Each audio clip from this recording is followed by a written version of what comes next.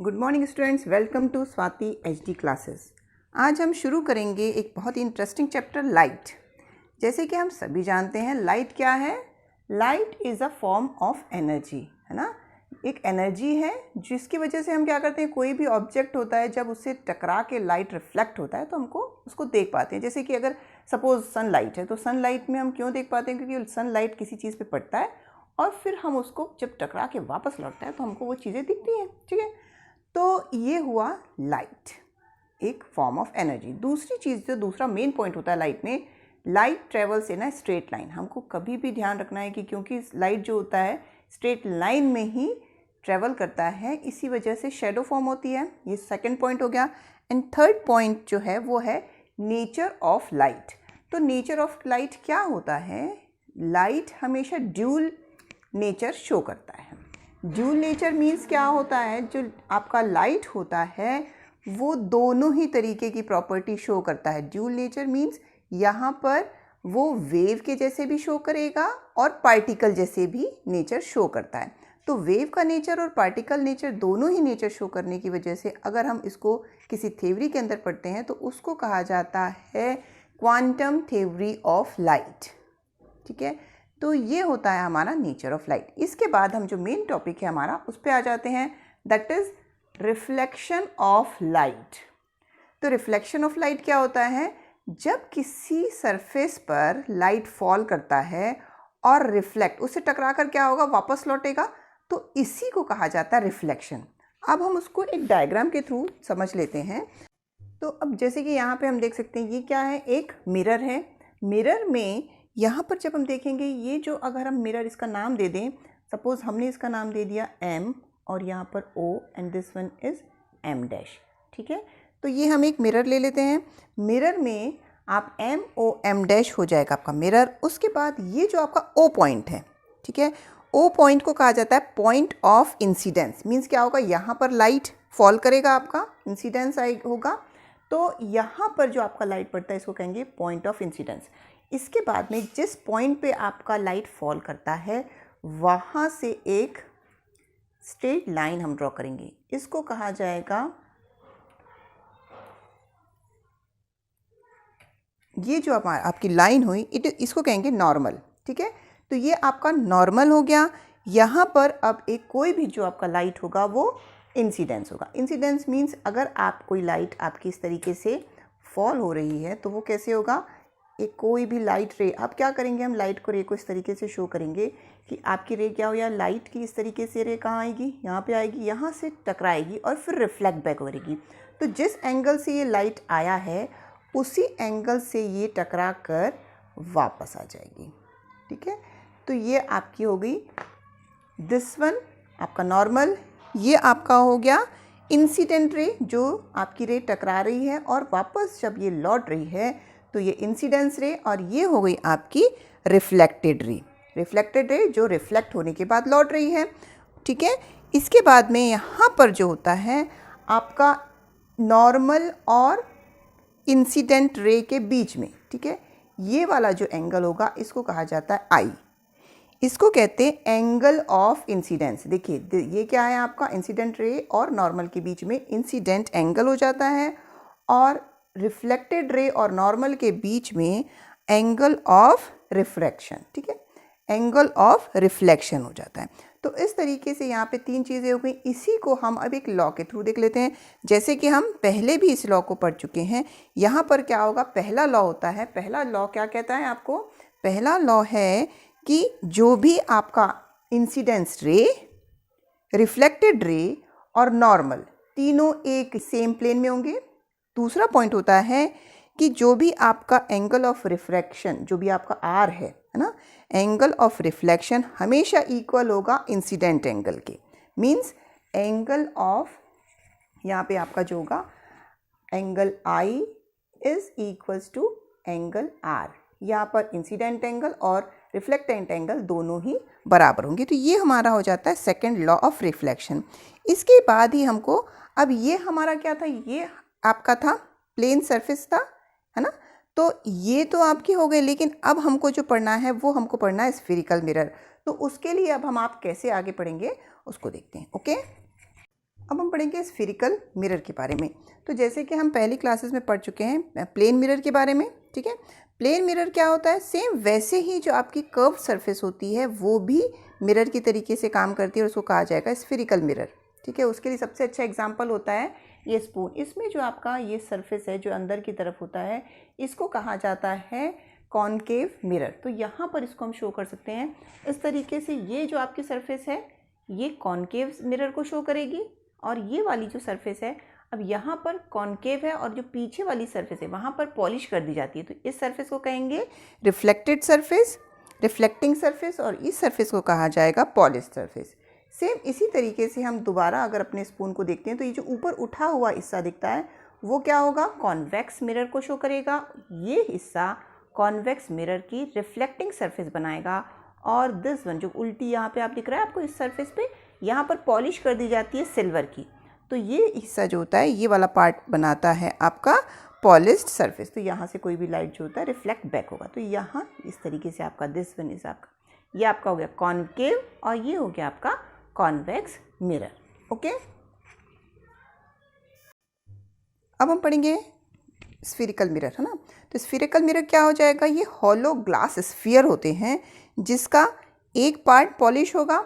अगर ये concave surface की बात करें तो यहाँ पर ये वाला हिस्सा आपका पॉलिश्ड हो जाएगा। किससे पॉलिश होता है, सिल्वर से। और जो दूसरी सरफेस होती है इस सरफेस को कहा जाएगा रिफ्लेक्टिंग सरफेस, ठीक है। इसको कॉनकेव मिरर कहेंगे। और यहाँ पर क्या होगा, अब ये उठा हुआ इसे यहाँ से रिफ्लेक्टिंग सरफेस होगी और ये वाला जो एरिया है इसको हम पॉलिश कर देते हैं सिल्वर से, तो इसको कहेंगे कॉन्वेक्स मिरर, ठीक है। तो ये हो जाता है कॉनकेव मिरर और ये हो जाता है कॉन्वेक्स मिरर। यहाँ पर हम एक सपोज मानते हैं कि ये एक हॉलो स्फीयर का पार्ट होता है, ठीक है। अब हम यहाँ पे कुछ जो टर्म्स होती हैं उनको हमको पढ़ना है। सबसे पहले हम पढ़ते हैं पोल। तो ये हम अगर हमने सपोज माना है कि ये हमारा एक मिरर है, ठीक है, इतना ही हमारे पास मिरर है जो एक पार्ट है, पूरा का पूरा नहीं है। तो इस आपके जो मिरर के इस पूरे पार्ट का जो आपका ज्योमेट्रिकल सेंटर होगा, यहाँ पर क्या होगा, ये सेंटर हो गया।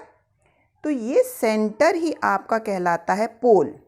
क्या हम इसको कैसे डिनोट करेंगे, पी से, ठीक है।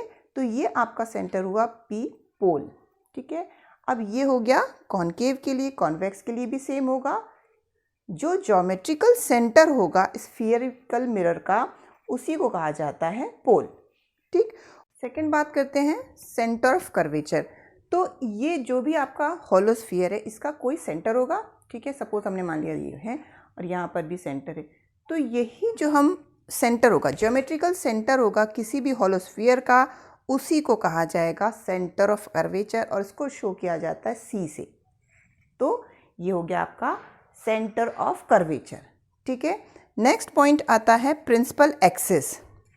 अगर पोल और सेंटर ऑफ कर्वेचर, ये आपका पोल था और ये आपका सेंटर ऑफ कर्वेचर है, तो पोल और सेंटर ऑफ कर्वेचर से होते हुए जाती हुई जो लाइन होगी वो आपकी कहलाएगी प्रिंसिपल एक्सिस, है ना। तो ये हमारी लाइन ड्रॉ जो हमने की है, देखिए पोल और सेंटर ऑफ कर्वेचर से जाती हुई लाइन आपकी हो जाएगी सेंटर प्रिंसिपल एक्सिस। सेम यहाँ पर भी आपके कॉनकेव में, कॉन्वेक्स में भी क्या हो जाएगा, ये आपकी लाइन ड्रॉ होगी जो कि पोल और सेंटर से जा रही है। तो इसको से बीच में जो लाइन जाती है उसको कहते हैं आपका प्रिंसिपल एक्सिस। ये आपकी प्रिंसिपल एक्सिस है और ये भी आपकी प्रिंसिपल एक्सिस है, ठीक है। इसके बाद में आपका हो जाता है रेडियस। देखिए अगर हम इसको पूरा सर्कल मान लें तो रेडियस क्या होगा, रेडियस आपका यहाँ से लेके यहाँ तक जो डिस्टेंस होगा, means distance between pole and centre of curvature. तो इसको कहा जाता है रेडियस ऑफ कर्वेचर, ठीक है। तो 4 पॉइंट रेडियस ऑफ कर्वेचर एक हॉलो स्फीयर में वो जो पार्ट होगा आपका distance between pole and centre of curvature, इसका कॉल्ड रेडियस। यहाँ पर भी आपका सेंटर ऑफ कर्वेचर और पोल के बीच में जो डिस्टेंस होगा उसको कहा जाएगा रेडियस। जो हम पहले भी मैथ्स में जनरली रेडियस पढ़ते हैं, सेम यहाँ पे भी रेडियस ऐसे ही शो किया जाएगा, उसको हम आर से शो करते हैं, ठीक है। यहाँ पर हम क्या कर लेते हैं, इसको थोड़ा सा सपोज हमने अब क्या करेंगे, इसको अगर हम इस ड्राइंग को थोड़ा सा ड्रॉ को इरेज कर लेते हैं और हम अब हमारा कितना हो गया, सिर्फ इतना पार्ट बच गया है, तो 1 मिनट पहले हम इसके पहले और भी एक बात कर लेते हैं लीनियर अपर्चर की। तो ये जो आपका यहाँ से लेके यहाँ तक आपका जितना भी पोर्शन बचा है, तो ये हमारा ओरिजिनल, हम कितना मिरर ले रहे हैं, सिर्फ इतना ही मिरर ले रहे हैं, तो ये जो डिस्टेंस होगा आपका, इसको कहा जाएगा लीनियर अपर्चर। ठीक है, तो ये आपका जो मिरर होता है उसका एंड टू एंड सिर्फ इतना पोर्शन को कहा जाता है लीनियर अपर्चर। इसको आप शो कर देंगे एम डैश से। हमेशा जो आपका मिरर होगा उसको हम कैसे शो करते हैं, एम डैश से शो करते हैं।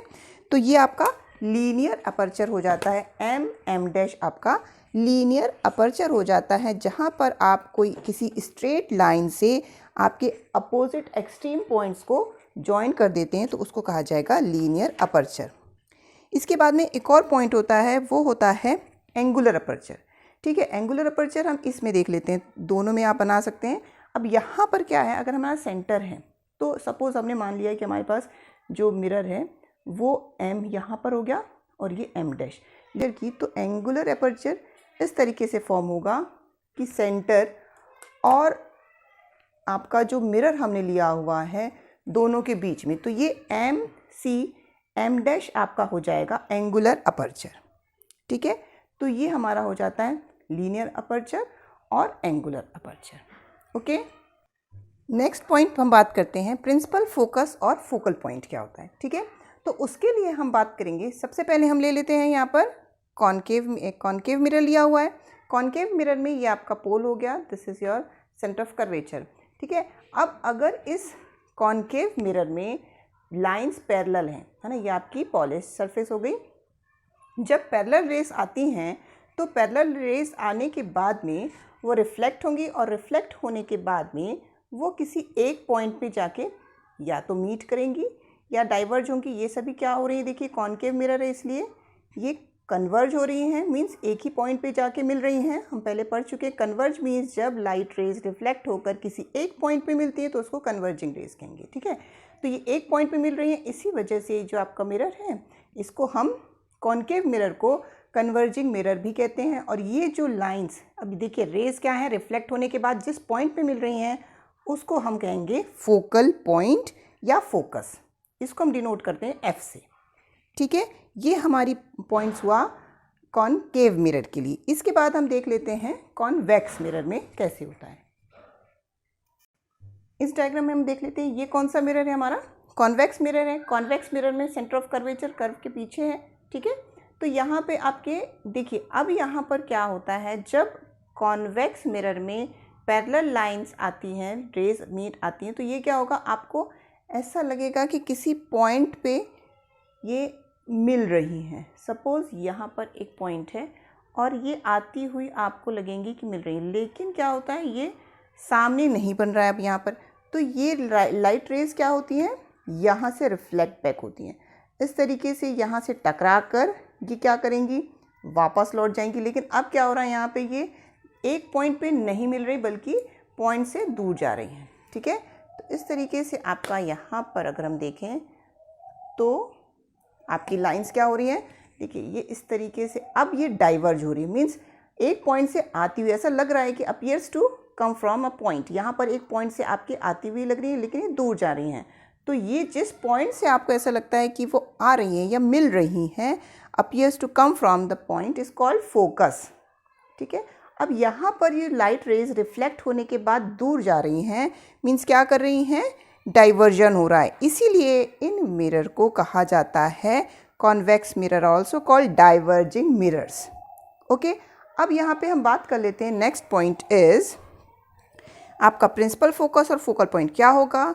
वो पॉइंट जिससे लाइट रे अब पैरेलल होने के बाद पर प्रिंसिपल एक्सिस पर मिलती हुई लगेंगी या मिल रही होंगी या मिलती हुई लगेंगी, तो उनको कहा जाता है प्रिंसिपल फोकस।